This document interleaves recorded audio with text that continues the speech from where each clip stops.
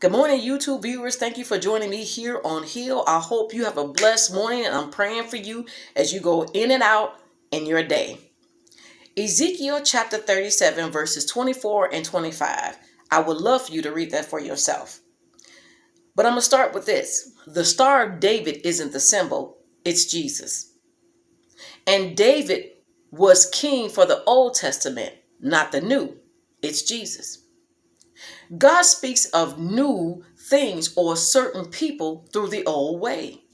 For instance, Moses spoke that God was going to raise up a man just like him. Well, it wasn't Joshua and it wasn't David. It was Jesus.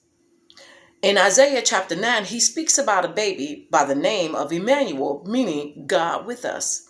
Well, in the New Testament, his name was Jesus. Malachi chapter 4 verses 5 and 6 declares that God will send Elijah the prophet before his return, and he will bring the heart of the fathers to the children and the heart of the children to the fathers. He's speaking in two parts. One, John the Baptist was Elijah the prophet in the New Testament. Two, Elijah will come back in return for the end of the world.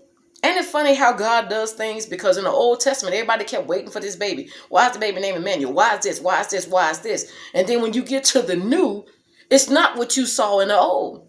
So when you're anticipating or expecting for God to do things in your life or answer your prayer the way you want it, it's not going to happen. He's going to orchestrate it the way he wants to do it. And sometimes he may start with the old to make you look new. That's just how he works, because God has or showed you the end because he had you in mind in the beginning. So my invitation to you is to accept Jesus Christ as your Lord and Savior and allow him to begin his new life in you.